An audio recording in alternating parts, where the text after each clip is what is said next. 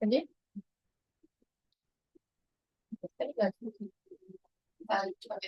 Agora já vi. Oi, gente, boa tarde. Tudo bem? A gente vai começar agora o Café com Brix, a 11ª edição. Curiosamente, no dia 11 de setembro. Então, 11 Cafés com Brix no dia 11 de setembro. Bom, para quem não me conhece, eu sou Maria Beatriz. Eu sou pesquisadora assistente da plataforma socioambiental do Brix Policy Center, que é um think tank ligado ao Instituto de Relações Internacionais da PUC-Rio. Estamos numa configuração diferente, um espaço diferente. Geralmente a gente faz o café na nossa sede, lá em Laranjeiras, mas hoje a gente decidiu fazer aqui, porque a gente estava tendo uma reunião justamente sobre financiamento da justiça climática, que é o tema do nosso café. Então, sem mais delongas, vamos começar aqui. A gente tem aqui a Marcela Vecchioni e o Sérgio Chaparro. A ordem vai ser primeiro a Marcela, depois o Sérgio, mas eu já vou começar aqui fazendo as apresentações dos dois. A Marcela é PhD em Ciência Política e Relações Internacionais pela McMaster University, no Canadá. Ela é professora e pesquisadora do Núcleo de Altos Estudos Amazônicos da UFPA, da Universidade Federal do Pará, onde é pesquisadora permanente do Programa de Pós-Graduação em Desenvolvimento Sustentável do Trópico Úmido, que também coordenou esse programa de pós entre 2019 e 2021. A pesquisa dela engloba orientações e projetos relacionados à ecologia política e mudanças climáticas, manejo e os direitos territoriais indígenas e a construção da política ambiental brasileira na Plana Amazônia. Ela tem também experiência no monitoramento e análise de questões socioambientais contemporâneas, principalmente dinâmicas do uso da terra, políticas florestais e mudanças climáticas. E ela também, assim, já está em diálogo com a plataforma há um bom tempo. Então, muito obrigada por vir, Marcela, e participar aqui do nosso café. E a gente também está aqui com o Sérgio Chaparro.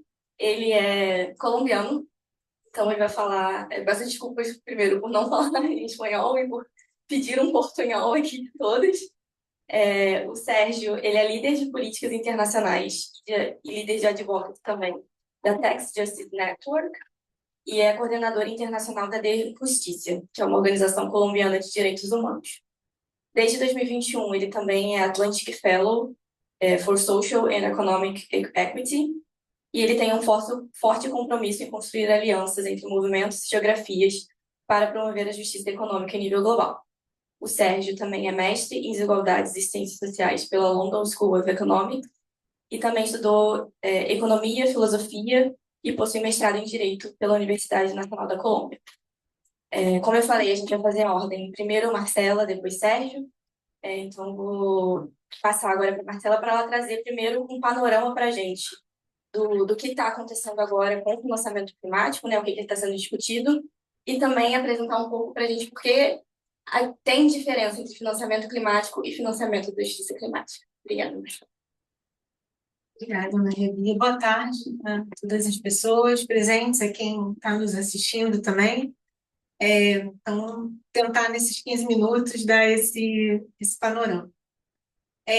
Bom, já aproveitando a deixa, né, do que você trouxe por último, eu acho que é uma boa marcação para a gente começar e trazer para o debate, né, essa diferenciação, acho que é bastante importante, entre financiamento climático, né, e o que poderia ser, porque existe pouquíssimo, né, financiamento para a justiça climática, né? Eu acho que eu tenho falado muito isso, parecendo um disco arranhado com relação a isso, mas eu acho que é algo bastante importante para marcar e para pensar sobre, tanto em termos propositivos quanto na própria análise também, da gente buscar informações, dados e fazer essa comparação exatamente para a gente entender onde é que a gente está e onde a gente quer chegar, né? Em outras palavras, onde estamos em termos de financiamento climático, em que medida onde estamos, né, fornece ou não os elementos financeiros para que a gente atinja justiça climática, né? E se não, né, apontar esses senões e o que poderíamos ter inclusive comparativamente olhando o que se tem para se chegar à justiça climática. Então, acho que esse é um primeiro elemento para debate, né, para a gente, bem geral, mas para a gente começar a pensar, né? Eu acho que tem um outro elemento também da perspectiva das negociações do clima, né? Que penso que é importante a gente pensar do estado da arte, do debate.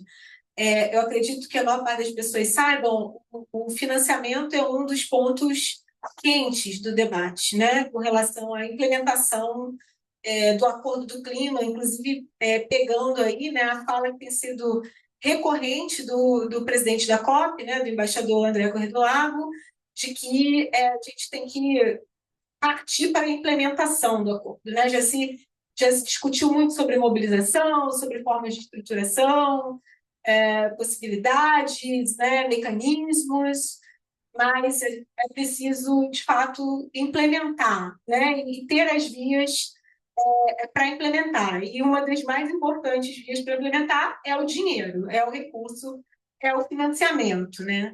E esse ano, né, em Belém, até por causa do fracasso total que foi em Baku essa discussão no ano passado, né, a presidência da COP ficou com esse mandato, inclusive é um trilho, né, de negociação, que é o trilho de Baku a Belém, né, para mobilizar o que eles colocam do 1,3 trilhão para mobilizar aí o financiamento. Veja bem, ainda não estamos na justiça climática. O financiamento, o que se coloca como financiamento climático, né? Que na linguagem da convenção é mitigação, adaptação, perdas e danos e mecanismos conjuntos de implementação. São esses 4 elementos base, né, que vão aparecer ali ao longo dos artigos da convenção. Dentro desses, em relação a esses 4 artigos base, elementos base que aparecem ao longo dos artigos do acordo, existe uma disputa antiga, mas que, como eu falei, está bastante exacerbada, entre os artigos 6 e os artigos 6 e 9 do Acordo de Paris. Eu já explico o porquê dessa disputa, até para poder entrar na justiça climática. O artigo 6 do Acordo de Paris, ele é o artigo que vai falar sobre os mecanismos de mercado e de não mercado para o financiamento climático, para a implementação do Acordo de Paris.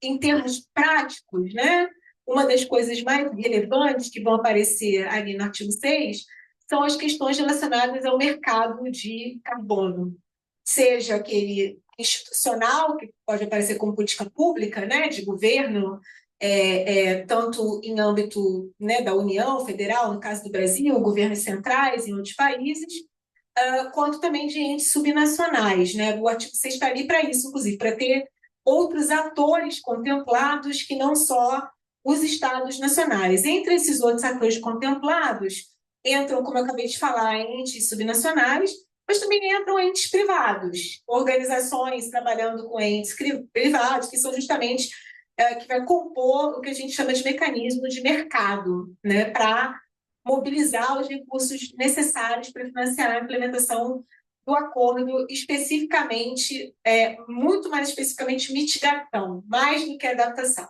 o artigo 6, né? E aí, do artigo 6, é que vai vir toda a discussão também sobre, não sei se vocês já ouviram, né? A COP é COP de letrinhas, né?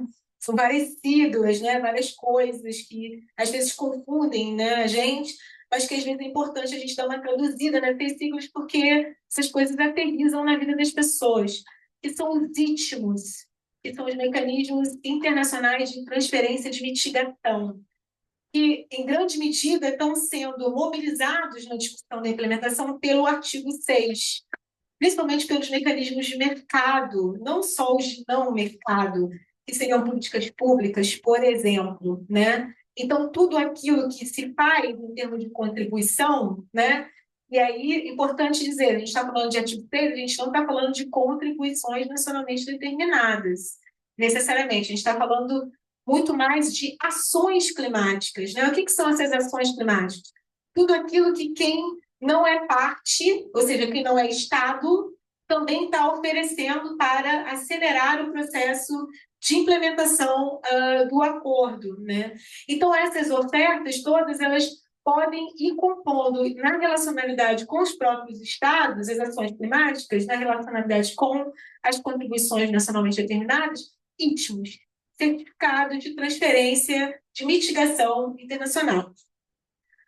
Porém, a maneira como esses ritmos podem ser transacionados, trocados e com base em quê? Aí vamos entrar na justiça climática.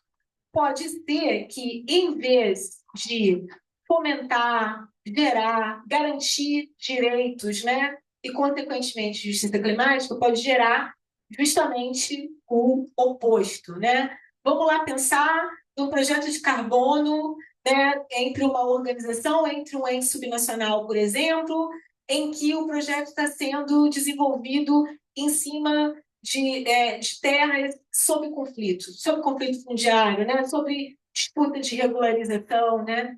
Você imagina se você começa a gerar, né, o crédito de carbono, que é uma dívida, a partir desse território, né, que tem conflitos não resolvidos, né, às vezes áreas não regularizadas, que está gerando um crédito que supostamente vai estar resolvendo um problema climático, né, conferindo mitigação quantificável, inclusive, mas em cima de um território onde há conflito, e onde o conflito pode ser ainda mais exacerbado a partir da geração desse crédito, né? Então, seria um exemplo aqui hipotético de como isso poderia acontecer. Hipotético, mas nem tão hipotético assim. Por exemplo, se a gente pensa no próprio onde eu sou, né, Pará, governo do estado do Pará, né, todo o processo de geração de créditos por meio de política pública, inclusive, no estado, e em lugares que são lugares de conflito, são lugares de pressão, são lugares de ameaça, num todo um sistema, né, que foi gerado sem a consulta livre, prévia, informada, né, com relação aos povos e comunidades envolvidos na construção de uma política pública subnacional específica, no diálogo com o artigo 6 do Acordo de Paris, esse cenário hipotético ele não é tão hipotético assim. Eu acho que há outro elemento aí também da discussão sobre quem fala de financiamento e como o financiamento pode gerar injustiça, que é esse angariamento de recurso, né? Nesse caso via ITMO, e se a gente pensa no artigo 6, para financiar a política pública. Né? Ou seja, é bastante complicado você pensar instrumentos de mercado que já têm uma origem complicada. Vamos lembrar que instrumentos de mercado, o nível de controle democrático sobre qualquer instrumento de mercado é muito mais difícil, né, do que se for um mecanismo público, completamente público, né, sempre mais complicado. Então, esse processo pode ir gerando aí encolhimento dos espaços de participação, dos espaços de denúncia, das possíveis violações que podem acontecer com relação a processos que, nesse caso, nesse exemplo que eu acabei de dar, seria pela própria política pública, né? Então, esse processo de privatização de política pública, do processo de financiar a política pública com uma origem que já é em si questionável, complicada, seria um exemplo de financiamento climático gerando injustiça climática, né? E que aparece forte no artigo 6 do Acordo de Paris. Existe um outro artigo no acordo, né, que é importante a gente lembrar aqui, que vai tratar mais de financiamento público, né, para os processos de mitigação, de adaptação, de transição justa, que é o artigo 9.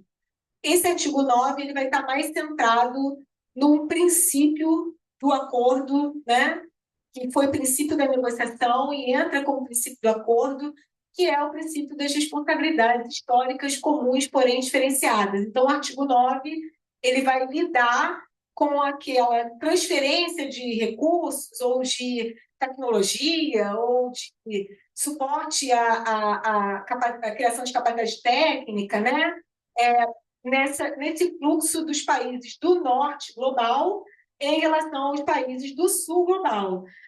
O que é bastante interessante para a gente pensar mecanismos advindos disso no sentido da garantia e provisão da justiça climática. Por quê? estando baseado nesse princípio das responsabilidades históricas comuns, porém diferenciadas, você vai assumir que, como o próprio nome do termo diz, tem responsabilidades que são compartilhadas, mas que são diferentes, dado o histórico de violações, o histórico de acumulação, refletido nas emissões. Acho que isso é outra coisa importante da gente pensar. A gente está falando de emissão de carbono, quando fala de clima, essa é a linguagem, esse é o objeto quantificado. Porém, o que está por trás da emissão? Né? Que tipo de violação, que tipo de sistema econômico, que tipo de reprodução de injustiça social, climática, fiscal, tributária, né? Então, o que está por trás do carbono? Né? O carbono ele é a consequência, né? O nível de emissão, mas que tipo de sistema leva a essa emissão? E que tipo de desigualdade está embutida nesse sistema? Então, se a gente está falando de um artigo relacionado ao financiamento público, no artigo 9, e, ao mesmo tempo, baseado nesse princípio que diz respeito a reparações históricas no sistema, né? Porque todo acordo e convenção do sistema ONU, no final das contas, é sobre direitos humanos. Pode ser sobre clima, pode ser sobre biodiversidade, mas, no final das contas, se é um acordo do sistema ONU, o objetivo final é a garantia e a promoção dos direitos humanos, né? E de pensar não só principiologicamente, mas pensar os mecanismos para fazer isso acontecer. Então, levar a sério essa disputa entre o artigo 6 e o artigo 9, né? E fazer a disputa sobre os recursos, sobre as funções do Estado, sobre as relações entre Estados nacionais, reconhecendo que há desigualdades históricas no sistema internacional, é um ponto básico, um pontapé para poder discutir como o financiamento climático pode levar à justiça climática, né? E aí, o meu último ponto, é claro que quando a gente fala disso, né, mas aí já dá tempo de fechar. O meu último ponto, né, é que quando a gente fala disso, no final das contas, a gente também está falando de desenvolvimento, né, que é um debate que nas últimas COPs de clima, né, e na preparatória agora em Bonn, na Alemanha, isso ficou muito evidente, né, uma batalha campal praticamente nessa relação do artigo 6 e do artigo 9 entre os países ditos desenvolvidos em desenvolvimento e aqueles, os LDCs, né, os menos desenvolvidos, né?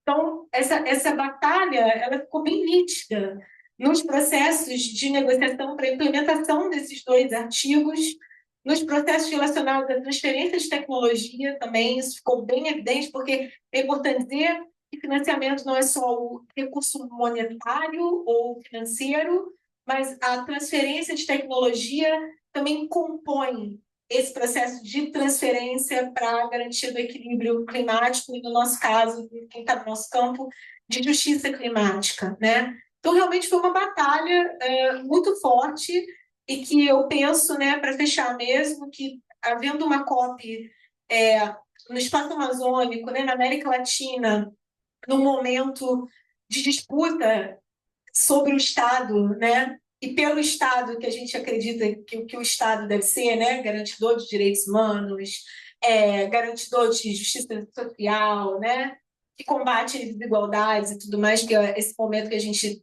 penso que estamos agora no mundo todo, né?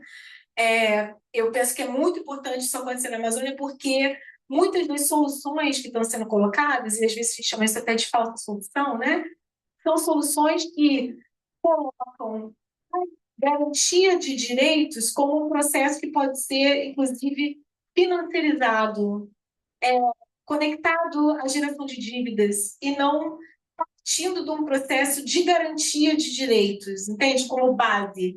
É quase assim, você tem que fazer muitas coisas, não é nem economicamente, financeiramente falando, para que você tenha o recurso material para garantir direitos. E não é o contrário. Partir da garantia de direitos para pensar como prover o recurso material e financeiro a fim de manter uma estrutura de combate à desigualdade e de garantia de justiça. Então, como um revés do como está se pensando no processo de financiamento, né, para a produção da justiça climática. Então, acho que vai ser um momento muito importante da COP no lugar que ela está sendo depois de várias edições ocorrendo em países autoritários, onde muitas coisas não podiam ser conversadas, faladas, né?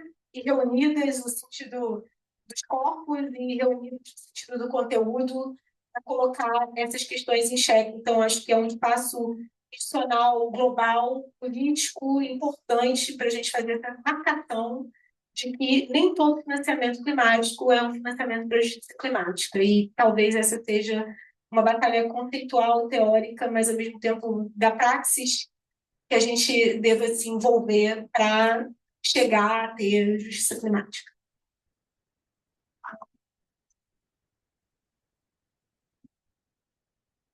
Obrigada, Marcela. Obrigada por trazer esse panorama para a gente, né? De explicar um pouco mais, principalmente também sobre as entranhas assim, do Acordo de Paris, os artigos, e por que é importante também saber a diferença deles. Agora eu vou passar para o Sérgio. O Sérgio vai falar agora para a gente sobre a relação entre justiça climática e justiça tributária e por que a gente considera isso também como uma questão importante para o financiamento da justiça climática. Então, você também tem 15 minutinhos, Sérgio. Obrigada. Muito obrigado. Eu vou falar em portunhol, mas vou divagar com o portunhol. Eu tenho a apresentação em português, em caso isso facilite a fala. Mas eu quisiera começar agradecendo pelo convite às organizações que estão detrás do Café BRICS, a todos e todas ustedes por atender a fala. Sim, minha fala é titulada Justiça Tributária, um elo perdido chave para financiar a justiça climática. A fala do Marcela foi muito boa para me ahorrar um pouco a importância política de falar da justiça climática, a importância de fazer um análise sistêmico para entender as múltiplas desigualdades que estão presentes detrás dos debates climáticos. Então, eu vou entrar em matéria diretamente sobre que entendemos quando falamos da justiça tributária. Seguinte ponto. Então, eu gostaria que vocês imaginaram o sistema tributário internacional como um código de computação, como a Matrix. Então, esse código tem sido capturado historicamente. É um código que está programado para favorecer no primeiro lugar, os países mais poderosos e as corporações e as pessoas mais ricas. As regras tributárias internacionais definem quais são as regras de cooperação entre os países e, historicamente, essas regras têm sido ditadas por um clube dos países ricos, a OCDE. Quando a gente tinha a fase do imperialismo, que privava a os estados onde os impérios tinham colônias para fazer o processo do extrativismo. Não precisavam de regras mais sofisticadas para fazer esses processos de extrativismo, porque eles os impérios negavam aos países, às colônias, o direito a existir como Estado. Mas quando aconteceu o processo de descolonização, particularmente na África, na metade do século XX, vocês podem rastrear como aconteceu um processo de continuar o imperialismo que traía consigo o extractivismo por outros meios. Quando as colônias ganaron a posibilidad de ser estados independientes, eles ganaron autonomía política, mas os imperios empezaron a diseñar mecanismos mais sofisticados para continuar o extractivismo. Por exemplo, o Império Britânico, quando perdeu seu controle das anteriores colônias, diseñou uma rede com as jurisdicções que eles conservavam o controle sobre seus sistemas políticos. Por exemplo, as jurisdicções no Caribe, que são 30, jurisdicções bajo a tutela do Império do Reino Unido, que são, em sua maioria, paraísos fiscais. Então, por exemplo, empezaron a definir reglas y tratados de doble tributación con los estados para privar a los nuevos estados independientes la posibilidad de tributar actividad económica transnacional. ¿Cómo hicieron eso? Siguiente, por favor. Me gustaría poner simplemente un ejemplo. Cuando vocês têm corporações multinacionais operando em distintos países, essas corporações podem operar como empresas separadas em cada um dos países, empresas de papel separadas em cada um dos países. Então, neste exemplo, uma multinacional chamada Big Cigarette, eles podem ter sua factoria, suas fábricas em Bangladesh.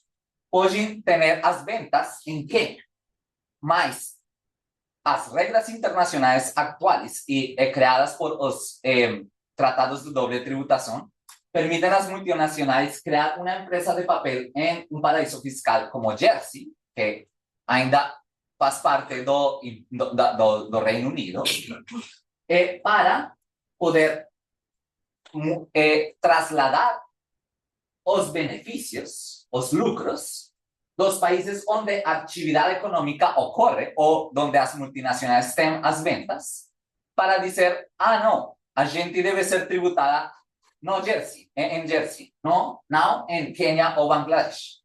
Mas vocês podem imaginar o mesmo exemplo com um projeto de bônus de carbono em Brasil ou na Colômbia, porque onde tributa os lucros gerados por os bônus de carbono. Com as regras tributárias atuais, por exemplo, pode suceder que tributem nos países onde a intermediária tem a residência fiscal, onde ocorre a atividade econômica. Então, essas regras são muito injustas e têm sido ditadas por um clube de países ricos, a OCDE, por os últimos 60 anos, e por tratados bilaterais assimétricos de tributação. Siguiente, por favor. Mas, o que acontece com o clube dos países ricos? Que eles falam, a gente pode resolver o problema do abuso fiscal internamente. Então, a OCDE tem o controle da agenda para combater os abusos fiscais, mas a maior parte do abuso fiscal global é possibilitada por esses países. Por exemplo, 78% dos abusos fiscais transnacionais se devem a países ricos da OECD e suas dependências. Então, como esses que são responsáveis do problema vai a criar regras para sair desse problema? Por isso, a gente precisa de uma governança mais democrática, uma revolução democrática global para ditar essas regras tributárias internacionais. E isso tem acontecido nos últimos anos com o liderazgo da África, mas também com forte apoio do Sul Global para, nas Nações Unidas, ter um tratado multilateral que dite essas regras tributárias mediante a criação de uma COPI de tributação. Esse é o processo que eu vou falar agora. Bom, então, por que uma convenção quadro é importante para a justiça climática? A gente está interessada, a sociedade civil, os movimentos, em que os impostos ou a arrendação, produto dos impostos, financie as coisas que importam para as comunidades locais, os direitos, e também a justiça tributária desde os territórios. Isso é o mais importante para a gente aqui. Mas isso depende de como os impostos são utilizados em cada país. Temos o nível nacional definindo isso. É muito importante que em cada país unamos lutas nacionais por a justiça tributária para buscar uma melhor forma de usar esses recursos. Mas a disponibilidade dos recursos, dos países, para financiar os direitos internamente, depende de regras que están codificadas internacionalmente e que crean duas historias fragmentadas entre o sul global e o norte global.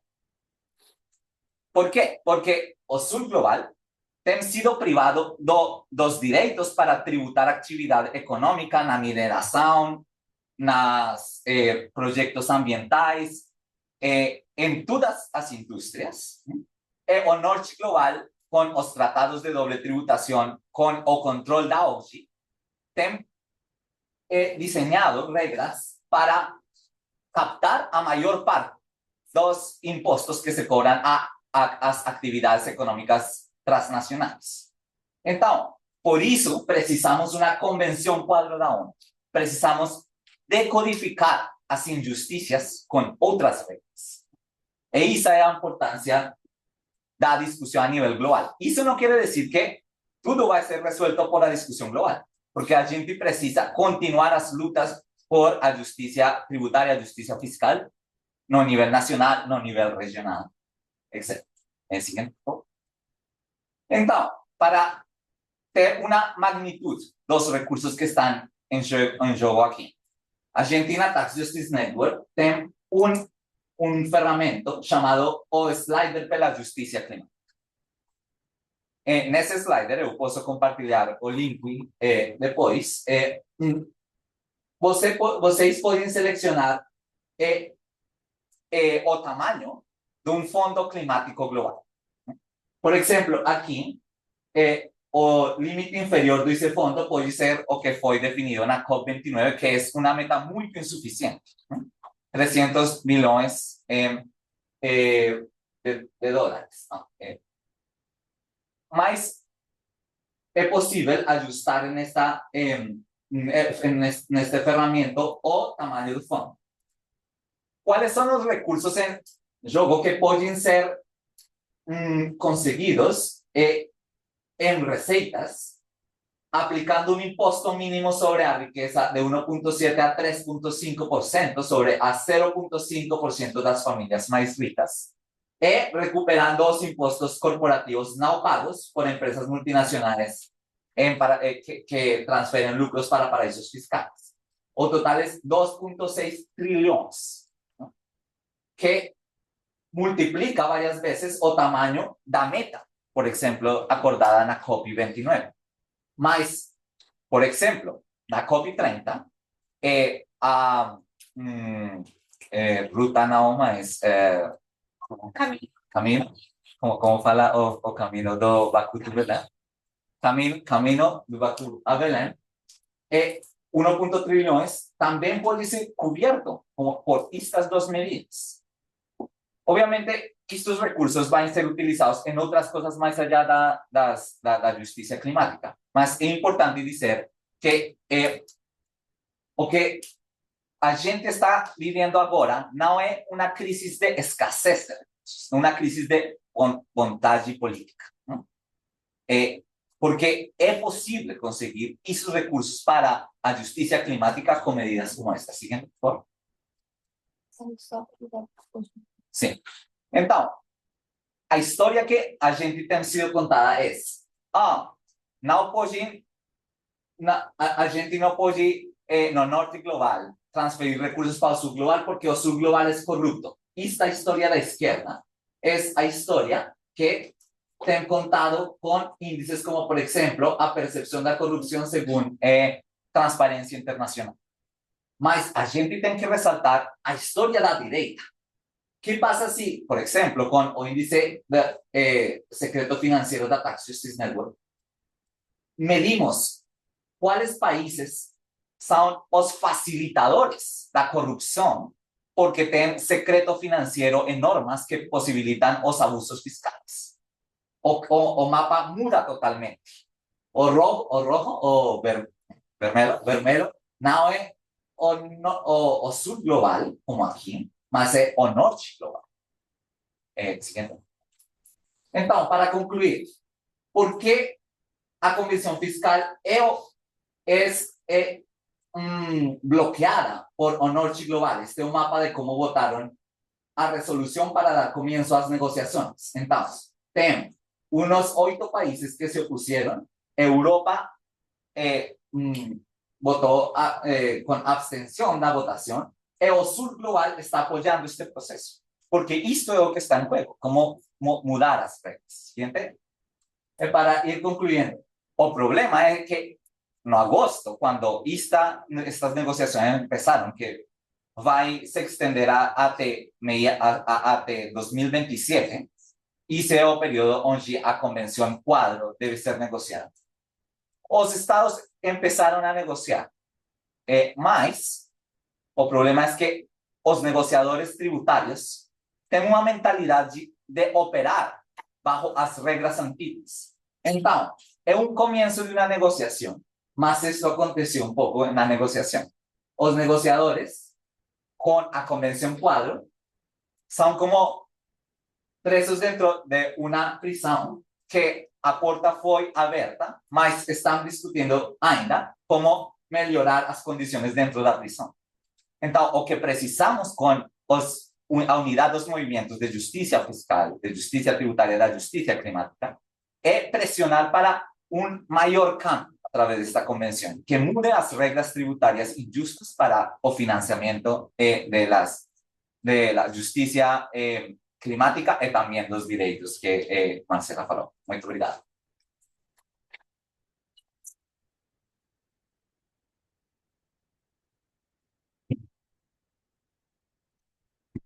Obrigada, Sérgio.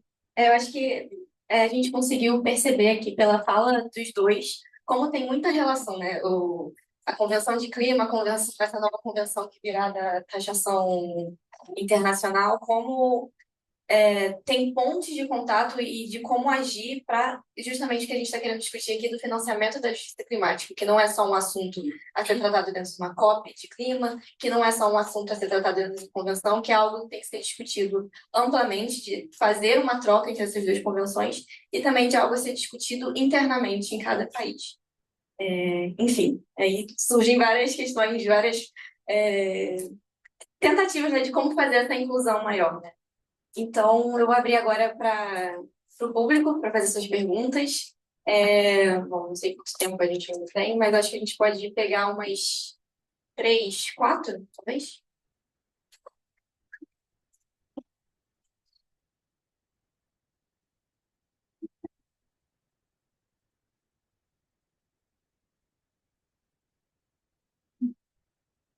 Boa noite, todos e todas. Meu nome é Neuma Farias, eu sou contadora, sou pós-graduada em Sociologia, Política e Cultura, gestão de autoria governamental e fui aprovada no MAP, mas ainda não ingressei. Então, a minha pergunta, eu tenho 2 perguntas, uma vai para a Marcela e a outra para o Sérgio. A Marcela é em relação à questão do financiamento dos créditos de carbono, né? Porque, assim, pelo que eu entendi, ela falou o seguinte, que os créditos podem ser financeiros e não financeiros, né? E o que eu já tive a oportunidade de saber é que esses créditos, quando vão através das empresas, as empresas vão contabilizar esses créditos, vai para o balanço, né, os créditos de carbono. E como vão ser calculados esses créditos, tanto para a empresa, como eles vão ser controlados para as empresas e da sociedade civil, né? Porque, pelo que eu entendi, à medida que for reduzindo a emissão de gases, vai gerando créditos, né? E como que eles vão ser... Como vão ser calculados esses créditos? Vai ter um percentual, como a tributação? É isso que eu gostaria de saber. E o Sérgio, quando ele fala na questão da tributação, e também da Marcela, é que eles vão também para financiar as políticas públicas, né? E do Sérgio, quando ele fala na questão da tributação, que essa tributação, por exemplo, dos minerais, por exemplo, minérios, esse percentual vai diretamente para financiar as políticas públicas? Porque como que vai ser através disso? Vão ser transferidos das empresas, das instituições? Era isso a minha pergunta.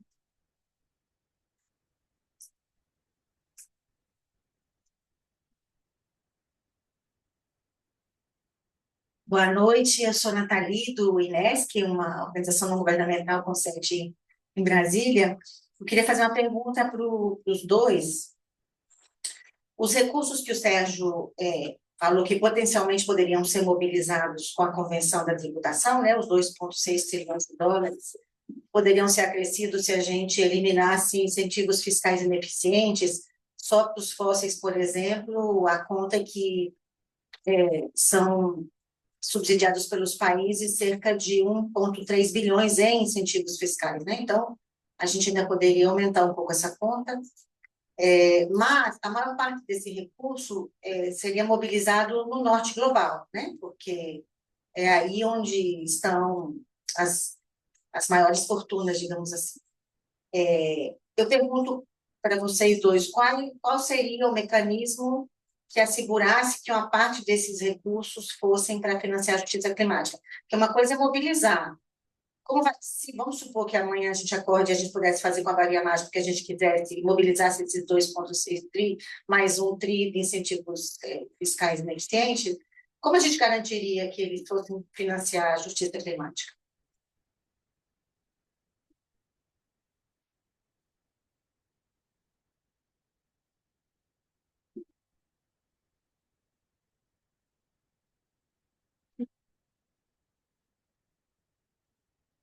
Olá, boa noite, Marcelo e Sérgio. Eu sou Mário Nicásio, sou indígena lá da terra indígena Manoapium, que fica na fronteira com a Guiana, no estado de Roraima, na Amazônia. Sou do Fundo Indígena da Amazônia Brasileira, que é o Fundo Podalho, coordenado politicamente pela COIAB, que é a Coordenação das Organizações Indígenas da Amazônia Brasileira. E minha pergunta talvez seja bem complexa, né? Poderia se dizer para a gente que o Fundo Podalho teria essa habilitação de ser uma entidade que tem essa característica de financiamento de justiça climática ou financiamento climático, né? Ou é misto de tudo isso, né? Porque tudo que é feito na Amazônia, ela tem um contexto, talvez, supra, né? Sobre esse conceito que a gente está vendo agora, que muitas vezes vem sendo contextualizado a nível nacional, né? Até o mapa que foi colocado aí, até o financiamento chegar para a gente fica lá nos fundos dos fundos, né? Povos indígenas e comunidade tradicional. E minha dúvida com relação a isso é essa temática, né? Desde 2012 que participo de conferência, poucas vezes a gente tá ouvindo esse tema de financiamento de justiça climática, se não só financiamento climático que está na moda, pelo menos na Amazônia, pelo menos lá chega para a gente na comunidade, né? E a gente consegue traduzir. Essa é a primeira dúvida, até para clarear, porque a gente tem um fundo em vigência, que é o Fundo Podário, e a gente está ocupando vários espaços aí de discussão, de criação de mecanismo, de financiamento direto, enfim. E outra pergunta, até que ponto isso garante a salvaguarda dos direitos dos povos indígenas? Tudo que está sendo colocado aí, né? Em valores, até que ponto isso garante mesmo a salvaguarda dos direitos dos povos indígenas, em relação ao território, aos direitos sociais, aos direitos, enfim, globais que tem. Acho que é um pouco isso. E parabenizar, né? O outro tema também, falou pro Sérgio, que é sobre a justiça tributária, que é um tema que a gente não participa muito, né? Não sei se qual é a tua orientação para a gente participar mais, pelo menos nós povos indígenas, para poder entender sobre não só receber o recurso, mas por que lá na ponta chega a menos, né? A gente fala de 20%, por exemplo, com certeza vai chegar para a gente 10%, né? Por conta de várias deduções, reduções de encargos, impostos que acaba ficando para o governo local, enfim. Qual é a sua orientação? Mas passarem. Obrigada, gente. Bom, vou fechar nessas três, aí depois a gente pode abrir uma nova rodada de perguntas, se continuarem surgindo. Porque eu acho que já veio uma quantidade bem interessante para a gente ficar discutindo aqui. Bom, vou passar primeiro para Marcelo. Então, vamos lá. Eu vou pela ordem. Nilma, na verdade, quando eu falei, vou começar já tentando dirimir um pouco essa dúvida. Quando eu falei do financeiro e do não financeiro, não foi com um crédito, foi na relação do financiamento climático mais amplo, quando eu dizia inclusive do processo de transferência de tecnologia, construção de capacidade, né, que não necessariamente envolve uma transferência de recurso financeiro, envolve aplicação de recurso financeiro, né, mas já para o treinamento, né, ou para uma tecnologia específica, não é dar o dinheiro, doar, prestar, né, para um outro país, não é não foi com relação ao crédito que eu estava falando, mas ao financiamento climático. Porque o crédito de carbono, necessariamente, ele é financeiro. Porque o crédito ele é um título de dívida gerado a partir de uma atividade de compensação, né? O crédito ele é gerado. Então, vamos explicar bem, vamos tentar explicar de uma maneira bem simples aqui. Você vai ter um poluidor, né? Alguém que está emitindo mais do que deve emitir, né? E que vai querer comprar o direito de poluir a partir de alguma organização, uma comunidade, né, que entra num projeto normalmente desenhado por um intermediário, né? O Sérgio falou aqui dos intermediários, que não é o poluidor, né, que desenha esse projeto, né, então desenhado por intermediário, e esse intermediário ele vai mediar o processo de compensação.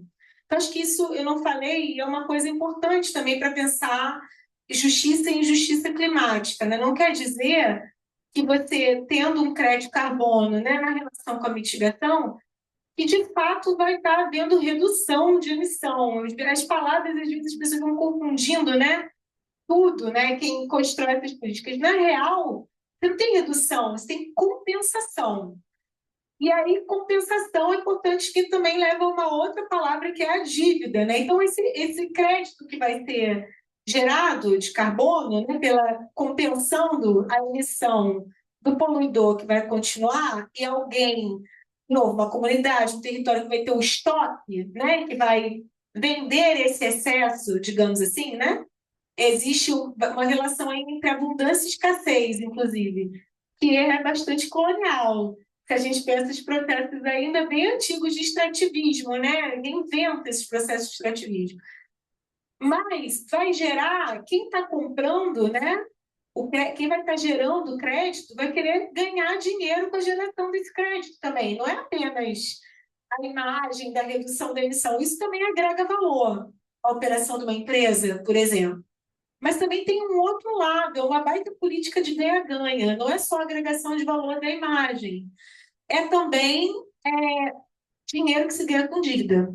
Porque o crédito é um bônus de mercado financeiro, logicamente, consequentemente, um título de dívida, que vai ser refinanciarizado no mercado dentro, né?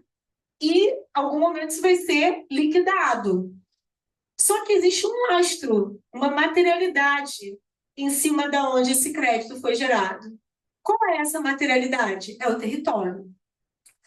Por isso que muitas vezes os contratos, isso quando é projeto privado, tá? Os contratos de carbono têm problemas muito sérios, né?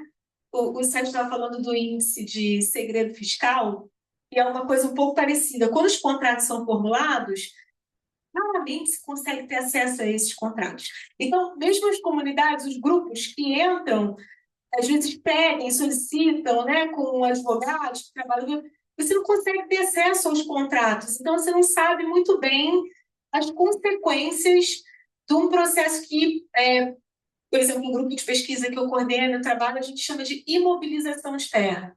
Não necessariamente você vai perder a terra, mas a terra fica imobilizada para fins de geração de mais-valia financeira, né, com relação ao crédito, que é um título de dívida. E o que isso significa na prática?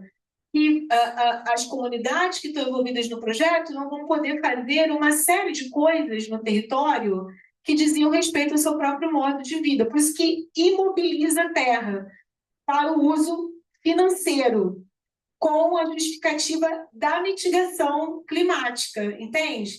E, na real, nem reduzir a emissão está reduzindo, está compensando. Então, a gente tem um processo de injustiça aí muito pesado. Isso é um projeto privado, tem projetos também que são no nível da política pública, que também tem complicação a depender da maneira como é formulado esse processo, né, da construção da política pública. Eu dei o exemplo do Estado do Pará, porque é um exemplo muito recente, mas muito clássico já, né, já virou trend, de como pode ser altamente violador de direitos, né? Direitos territoriais, direito à autodeterminação, direito ao autogoverno, se a gente pensa, por exemplo, na Convenção 69 da OIT com relação aos direitos de povos indígenas e povos e comunidades tradicionais, né? Porque viola a integridade territorial, muitas vezes, né? Porque fragmenta os processos de consulta, fragmenta os processos de participação, não olha o território como um todo na construção de mecanismos de governança, né? E tudo isso está previsto lá na Convenção 69, que o Brasil, no caso, é signatário.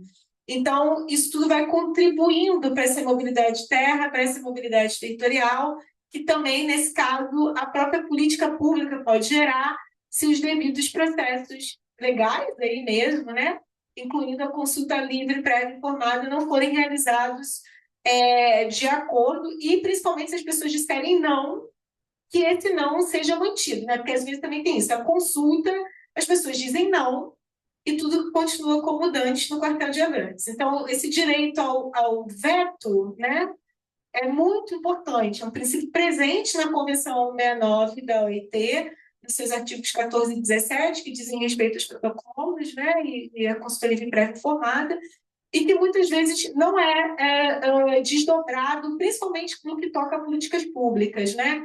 A gente pensa muitas vezes na consulta com relação a empreendimentos, a projetos específicos, mas a consulta também se reflete no desenho de política pública, quando essas políticas, e isso inclui a política climática, isso inclui a gestão territorial ambiental, a gestão territorial ambiental indígena, por exemplo, a gente pensa na PNGAT, né? É isso que o Conselho Nacional de Política Indigenista tem feito, né? Também no Brasil, discutindo a gestão territorial ambiental indígena, né? Tudo isso precisa de processos de consulta. Pela Convenção 69, política pública também é objeto de consulta. Respondendo a Nathalie e ao Mário, juntando um pouco, né? Porque eu acho, Nathalie, que o Fundo Podari é um exemplo prático de como financiamento climático pode desdobrar em justiça climática, né?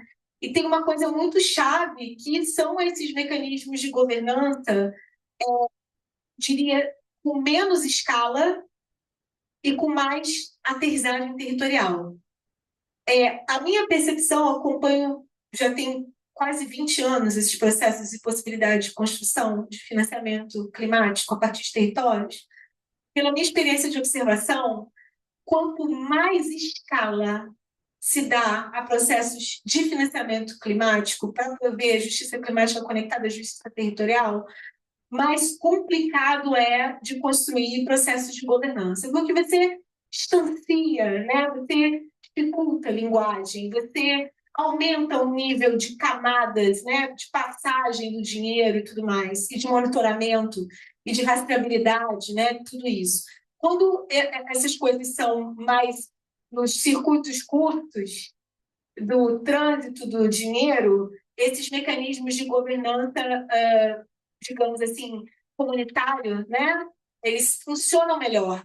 A gente que esse dinheiro seja. Então, talvez, quando a gente pensa nessas transferências, a gente deve pensar em como fazer a soma desses vários processos mais comunitários, tentar traduzir isso, não para uma lógica global, que de repente pode dar problema, mas garantir a manutenção deles nas suas lógicas territoriais, né? Desses processos de governo global, garantir o processo de manutenção da governança territorial e mais participativa. Respondendo a ti mais diretamente a partir disso, Mário, eu diria que o que vocês fazem é financiamento climático, financiando a justiça climática, sabe? Ou seja, é o exemplo oposto daqueles que eu dei, do quando o financiamento climático leva à injustiça. A forma como vocês estão desdobrando o financiamento climático a partir de lógicas operativas territoriais, de integridade territorial, de integridade da participação, de autogoverno, de autodeterminação, são princípios que, desdobrados nos procedimentos que vocês desenvolvem de desembolso, né, acabam levando à justiça climática, principalmente porque o desenho do fundo, né, e você pode falar disso muito melhor que eu, mas o que me parece é que o desenho do fundo, a forma como o fundo foi desenhado é muito importante. Ou seja, como você disse, o fundo é associado à estrutura política da COIAB. Então, existe um mandato político do que esse fundo deve ser para garantir os direitos indígenas, né? Não ao contrário, não é o fundo primeiro e direitos territoriais indígenas depois, né? É direitos territoriais indígenas primeiro na sua batalha política a partir da COIAB, né? Da estrutura política, e a partir daí vem o desenho do fundo para atender às necessidades da ponta. Então, acho que isso é um exemplo de financiamento climático gerando justiça climática.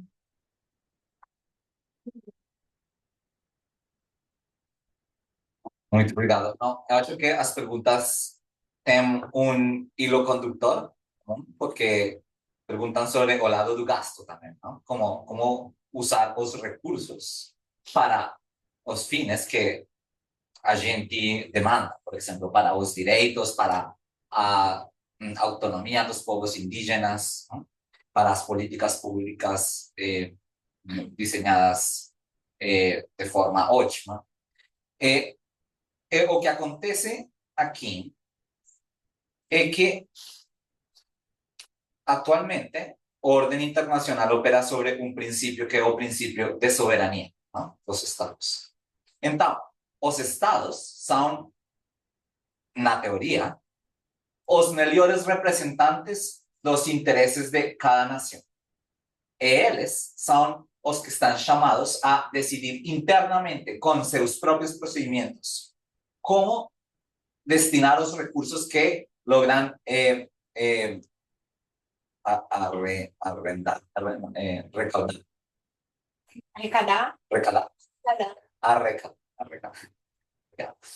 Que logran arrecadar. Então, que consiguen arrecadar. Então, essa é a história na teoria. Que acontece nos estados democráticos, en teoría. Os estados democráticos nacieron con a lógica de não tem imposto sin representação. Mas, que acontece na realidade? ¿No? Esse princípio não aplica, muitas vezes, porque o orçamento é um procedimento pouco participativo, é muito técnico, tem sido um processo muito tem mudado em um processo muito técnico e impenetrável, muito difícil de incidir. Então, isso é a negação do princípio de não tem impostos sem representação. E isso plantea uma discussão sobre a democracia econômica. Que é uma verdadeira democracia econômica? No local, no nacional e no global. É muito diferente, em todo caso, como essas discussões sobre como usar os recursos acontecem em estados não democráticos. Contudo, as imperfeições das democracias que temos hoje. Mas os estados democráticos com democracias imperfeitas dão mais possibilidades de procedimentos mais participativos e de incidir nos orçamentos desde os interesses das comunidades. Mas esse é o horizonte que a gente também tem que conseguir, como a democracia econômica no local, no nacional e no global. Como luce a democracia econômica no global? Mais parecido a ter as decisões nas Nações Unidas que na OCDE sobre as regras tributárias. Mas não é suficiente confiar em os estados e os diplomatas como os principais defensores dos interesses dos povos. Os interesses dos povos vão além disso, porque entre outras, os estados estão capturados. Muitos estados estão capturados. Então, precisamos, no desenho da COP de tributação, mecanismos de participação para que a sociedade civil, os movimentos, possam participar e contrarrestar a influência corporativa em formas muito mais efetivas que nas COPs de clima, por exemplo. Mas é muito importante ter essa visão de democracia econômica no global também. Mas isto suena um pouco utópico, mas eu quisiera dar un exemplo sobre un mecanismo concreto que foi decidido na COP de biodiversidade, na COP16, na Colômbia. Os estados acordaram criar um fundo para conseguir recursos para financiar a compensação que os povos indígenas e outras comunidades que são guardiães da biodiversidade deveriam receber. O que acontece hoje? As farmacêuticas e outras indústrias que generam lucros a partir da biodiversidade utilizam a natureza completamente grátis, gratuitamente, sem pagar nada. É assim compensar as comunidades que protegem e ampliam a biodiversidade. Então, isso tem que ser corrigido. Então, o fundo criado na COP16, o fundo CARI, é chamado este fundo, é um fundo ainda voluntário, mas isso é um começo, um ponto de partida. Mas é um fundo global que deve ser llenado com contribuições das corporações que se beneficiam da biodiversidade. E qual é o destino do fundo? Compensar as comunidades que protegem a biodiversidade. Então, isso é um mecanismo diferente à lógica estatal todos os recursos têm que passar por os estados que, com seus procedimentos soberanos, devem decidir o destino dos fundos. As discussões globais estão gerando aperturas para ter esses mecanismos, por exemplo, de financiamento direto. Mas, em todo caso, isto deve ser um interesse de todos os movimentos, acho eu, porque, por exemplo, se vocês veem o que acontece na Argentina, o discurso é: o Estado não funciona, então devemos desmantelar o Estado. Mas o Estado é muito importante, porque o Estado tem que criar políticas públicas para financiar direitos para toda a população e bens públicos. Então, precisamos, sim, fortalecer os Estados, e isso implica fortalecer fiscalmente os Estados, mas democratizar os Estados e os procedimentos de tomar de decisão no econômico. Mas também tem aperturas para invertir esses recursos em projetos que financiem diretamente as comunidades. Por exemplo, acho que o movimento de justiça fiscal e tributária tem que aprender muito também das agendas de outros movimentos. Por muitos anos, um dos lemas principais do movimento de justiça tributária ou justiça fiscal foi que as multinacionais paguem o justo. Acho que esse lema tem que ser enriquecido, replanteado. Por quê? Porque, por exemplo, os povos indígenas e as comunidades locais podem não estar interessadas em que as multinacionais paguem o justo de um projeto de mineração que está destruindo seus territórios, ou outros projetos que geram zonas de sacrifício, onde essas multinacionais desenvolvem os projetos. Então, precisamos uma agenda de justiça tributária para as comunidades locais. Qual é esse tipo de agenda? Precisamos ir além de isso de que paguen o justo e discutir como as políticas tributárias podem apoiar as economias próprias dos povos indígenas e das comunidades locais. E tem formas de fazer isso. É uma discussão muito importante e interessante que abre outro caminho para a agenda da justiça tributária também. Então, acho que essa agenda é também uma possibilidade de encontro entre os movimentos da justiça climática, da justiça fiscal las agendas de los movimientos como los pueblos indígenas. Pero para eso necesitamos una copy forte de tributación con mecanismos de participación, incluyendo los pueblos indígenas. Los pueblos indígenas tienen avances en esto. Por ejemplo, o Foro Permanente dos Pueblos Indígenas da ONU publicó un documento sobre la importancia de la reforma arquitectura financiera desde la perspectiva de los pueblos indígenas. Y discuten cuáles pueden ser las contribuciones para una convención cuadro de la cooperación tributaria internacional. Entonces, esa discusión está empezando, ¿no? Es importante continuar las sinergias entre los movimientos para eso. Obrigado. Bom, tem mais alguma pergunta na plateia? Alguém quer fazer uma pergunta, comentário? Aqui tem uma pessoa ali. Duas. E aí a gente faz essas perguntas e eles respondem e também fazem as considerações finais. Sou Ivonete Carvalho, CONEM, que é a Coordenação Nacional de Entidades Negras, e atuo na luta quilombola, né, de reconhecimento de territórios e pela sustentabilidade dos territórios quilombolas.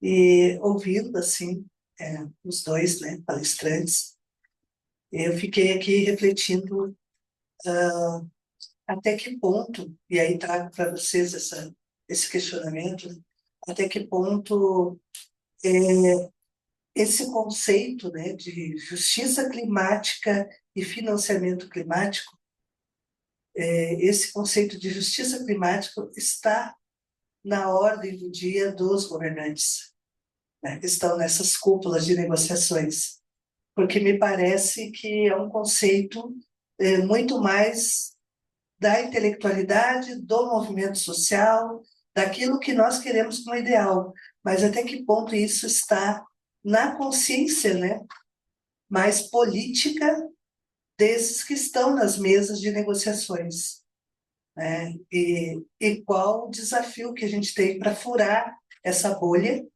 né, e construir conceitos que realmente dialoguem com a demanda que a gente tem na ponta, né, com esse olhar diferenciado dos povos e comunidades tradicionais, que realmente, né, são aqueles que estão preservando a sociobiodiversidade, que estão dentro dos territórios, colaborando para que as florestas estejam em pé, né, buscando medidas do bem viver, de preservar o planeta, de preservar as águas e os recursos naturais de forma geral, né? Então, me parece que tem um grande desafio pela frente, que é fazer com que esse conceito se torne uma realidade e ele vá para a mesa de negociações, porque está nas cúpulas, né? Obrigada.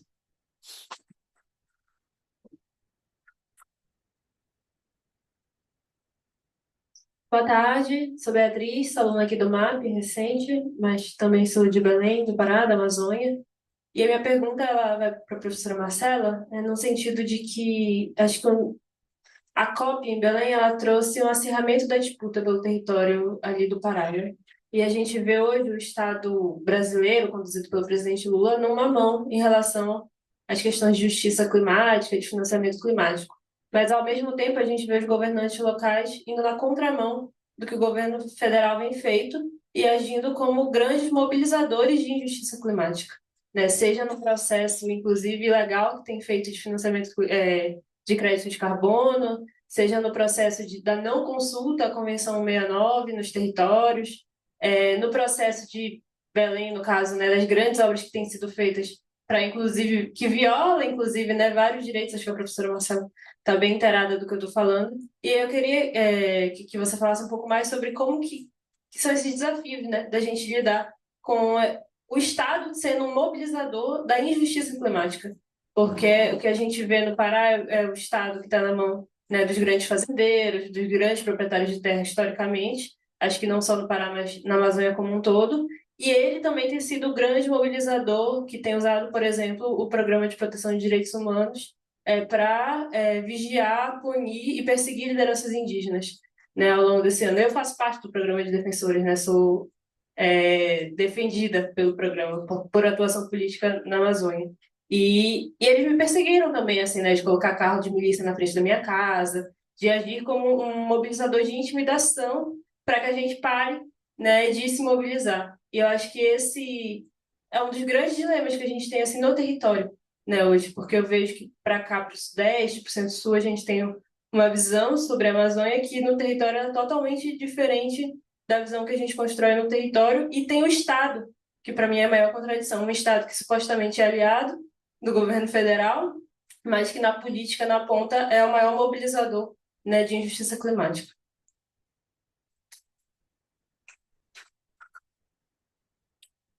Bom, acho que não temos outra pergunta da plateia. Eu vou fazer uma também, bem rapidinho, só porque bom, a gente foi discutindo sobre diferentes convenções e formas de trazer, de juntar o assunto do financiamento da justiça climática, né? E aí, um grupo, um bloco que está até no título do nosso café, né? Que a gente pensa em caminhos para o financiamento da justiça climática do BRICS, da COP30. E eu vou querer perguntar sobre o BRICS para vocês, porque o BRICS, nessa presidência, a declaração dos líderes trouxe uma, como é que a gente pode dizer assim, uma contratulação à criação da negociação dessa nova convenção sobre tributação internacional, e falou que o bloco está engajado em fazer essa negociação acontecer.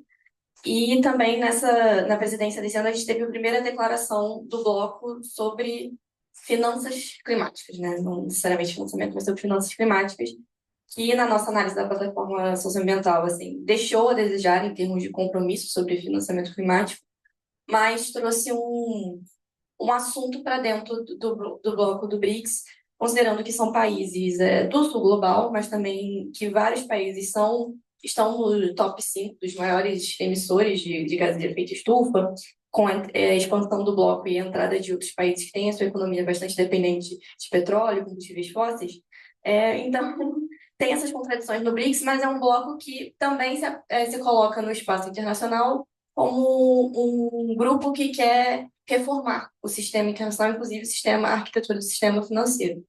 E aí a minha pergunta é mais assim, como vocês veem o BRICS nesse processo? Se veem como um espaço onde pode ser um caminho, ou então é um espaço que ainda precisa ser muito aprimorado? São questões mais assim. E aí eu peço também para vocês já fazerem suas considerações finais. Inverto a ordem, Sérgio primeiro e Marcela depois, ou... Pode ser. Aqui. Obrigado. Sí, acho que a primeira pergunta, até que ponto o conceito da justiça climática está na agenda dos que tomam as decisões, dos negociadores. Acho que tem uma distância muito grande entre o que os negociadores acham e o que os movimentos demandam. Mas também o movimento climático e os movimentos sociais, em geral, têm conseguido posicionar conceitos fundamentais para as discussões multilaterais climáticas. Por exemplo, o conceito das falsas soluções, o conceito das zonas de sacrifício e o conceito da justiça climática. Isso tem transformado também algumas dinâmicas das negociações.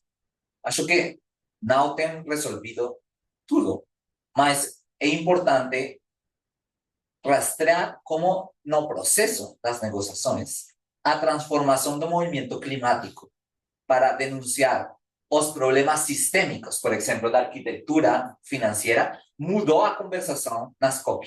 Né? Então, tem um efeito positivo de estes conceitos, ainda não tem uma mudança total das visões dos negociadores, mas acho que são conceitos eficazes. Não tem conseguido tudo o que os movimentos demandam, mas tem transformado visões e mudado as dinâmicas das negociações. acho que a segunda pergunta é mais para Marcela, mas eu me vou focar na terceira. Então, a pergunta de Beatriz é: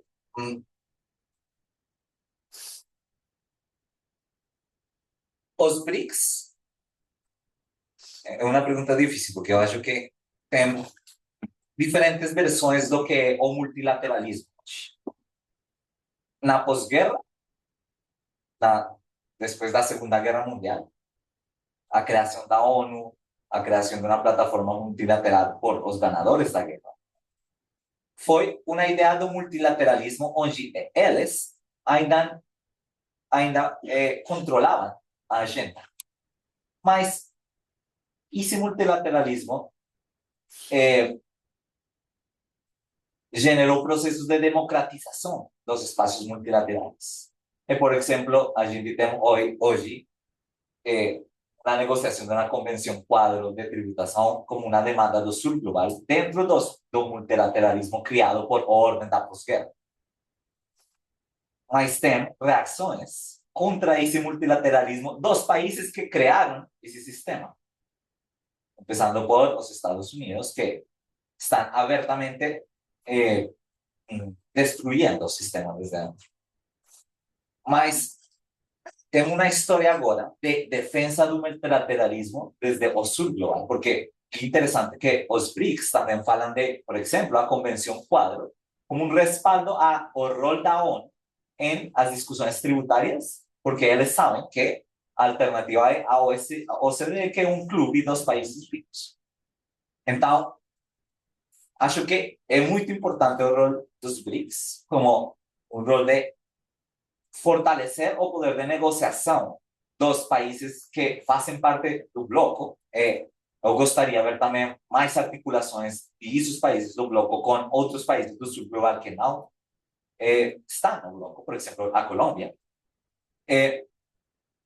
Mas também acho que é importante porque defende o multilateralismo global em um contexto de ataque geopolítico a esse multilateralismo.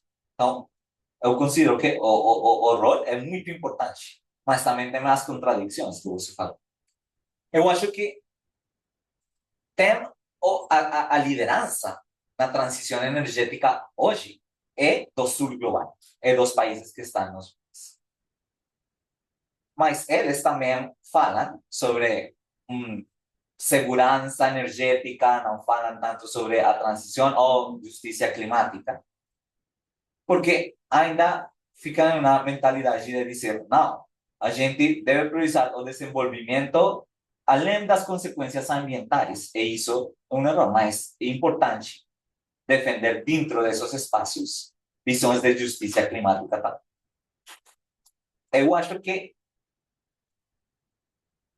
o ponto de entrada, provavelmente para os BRICS, vai ser mais como, por exemplo, como podem ter políticas industriais verdes, como podem ter um modelo de desenvolvimento mais acorde com uma visão sustentável. Pode ser que isso é o primeiro ponto de entrada antes que a justiça climática. Mas acho que com as demandas da sociedade civil, dos movimentos sociais dentro desses blocos também, é possível conseguir mudar a perspectiva para também reconhecer, pode ser que uns países possam tomar como a liderança nisso, que é necessário construir não só com as visões dos estados, mas também com as visões dos povos dentro dos BRICS. E por isso é muito importante os esforços do Conselho dos BRICS e outros espaços para mudar essas posições dos estados também. Eu concordo com tudo, não é para não falar, mas eu concordo com tudo que o Sérgio falou. Concordo mesmo. Eu acho que esse ponto, né, que o Sérgio levantou, Ivonete, que dialoga com a tua pergunta, né, de até que ponto não é uma coisa muito intelectualizada, não viaja, né, no processo procedimental mesmo das negociações. É isso aí. Eu não vou nem falar de um passado muito para trás, não, vou falar de 2015, do próprio Acordo de Paris. Quando o acordo foi assinado, justiça climática sempre foi algo dos movimentos, né? Das demandas, como o Sérgio falou.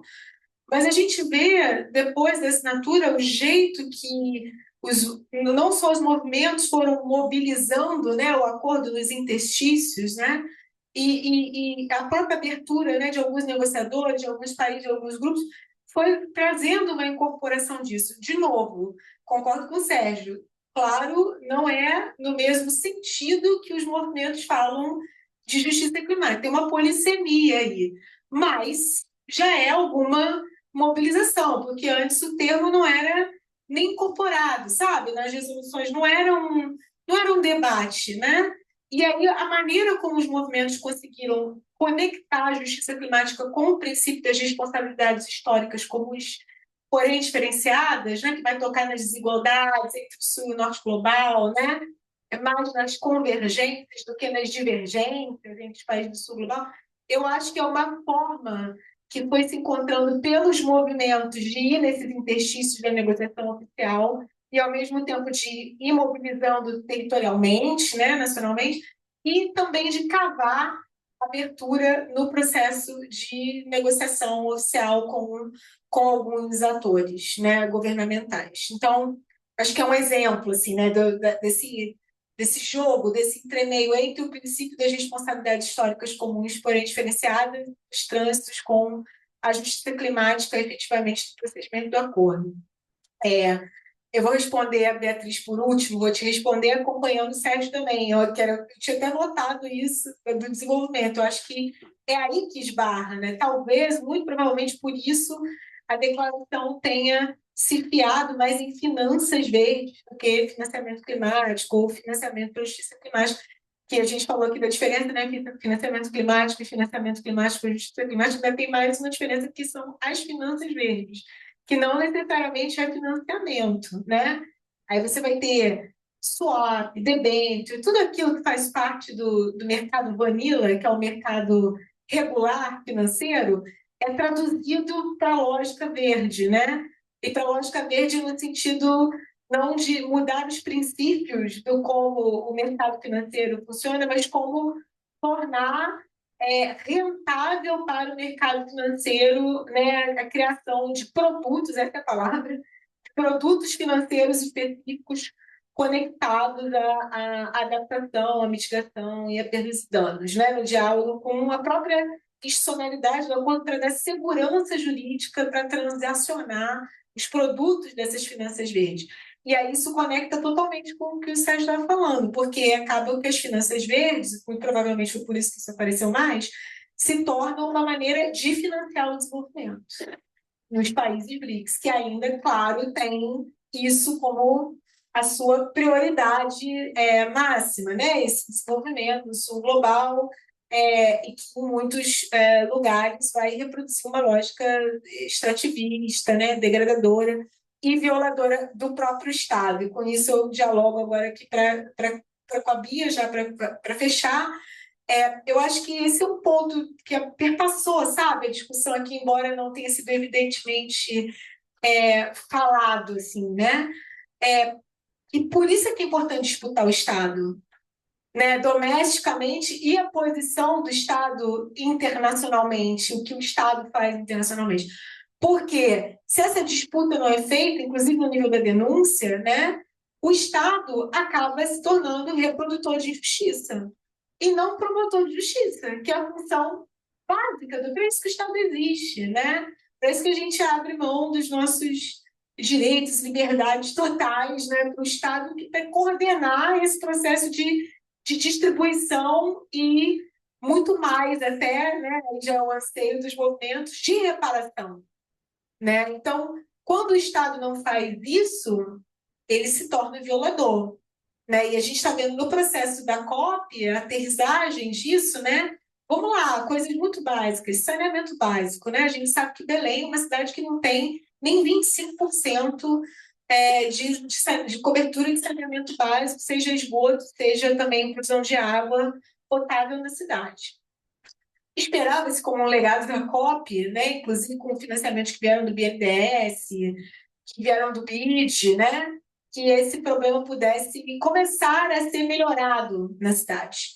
E o fato é que as estruturas financiadas por isso, supostamente para serem deixadas como legado da COP, estão gerando injustiça ambiental, climática, né, territorial, na cidade de Belém, né? Quando a gente vê a DOCA, né? A DOCA é um lugar muito chique em Belém, né? Que foi um lugar que já foi reformulado, que era um lugar popular, né? Na década de 90 começa, né, a ser totalmente uma reforma urbana, que desloca pessoas e tudo mais. E a gente vê aquela região ali de Belém, que é uma região com classe média alta, recebendo muitos dos aportes relacionados a isso como legado da COP, e o dejeto disso sendo jogado na periferia, literalmente, o dejeto mesmo, esgoto. Né? Um emissário sendo construído de saneamento básico jogado lá na Vila da Barca, em Belém, né, com o dinheiro da COP. Então, assim, a gente sabe que COP, mega evento, né, causa problema em tudo quanto é lugar que acontece. Né? Não é um privilégio de Belém, né? Porém, isso não nos exime de fazer as denúncias e de mostrar o papel que o Estado está tendo nesse processo, justamente para chamar atenção, não só para denunciar, né, o Estado como violador, como a Bia muito bem colocou, concordo plenamente, mas para fazer essa disputa do Estado, tipo assim, olha, não é isso que o Estado deveria estar fazendo, né? Seja a nível federal, seja no nível subnacional, que é o que está acontecendo em Belém pelo governo do Estado do Pará. Não é isso que deveria estar sendo feito, isso deveria estar sendo monitorado, o Estado está violando direitos, né? E usando o financiamento para as estruturas da COP, inclusive do seu legado de provisão de direitos sociais, nesse caso, saneamento básico, para reproduzir injustiças historicamente já existentes na cidade de Belém do Pará. Então, esses processos eles são importantes também para a gente disputar o Estado.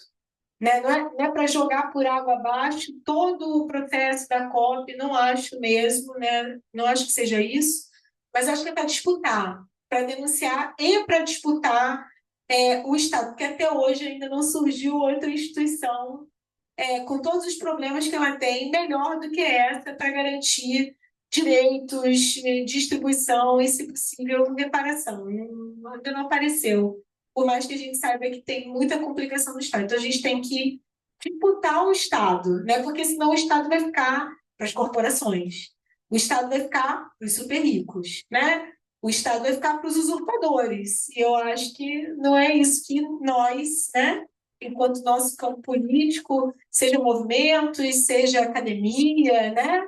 Não é isso que queremos, né? Então, por isso, o futuro que queremos, né, para recuperar o título do relatório Brundtland, né?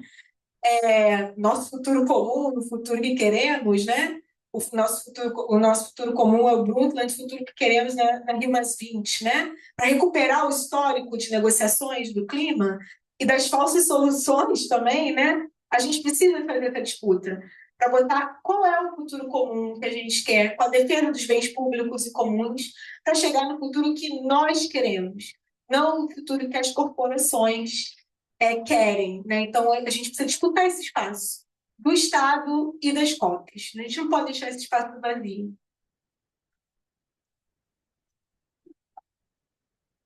Obrigada, Marcelo. Obrigada, Sérgio, mais uma vez por aceitar meu convite, por participarem do Café com Brits. Obrigada, gente, por terem ficado aqui até o final. Teremos Café com Brits em outubro, é um evento mensal. E fiquem de olho nas redes sociais da plataforma socioambiental e do Brits Forest Center para saber quando será a data e mais informações, mais estudos, mais publicações, o que mais virá também desse debate sobre financiamento da justiça climática, que não para por aqui, com certeza. Obrigada, gente. Boa noite.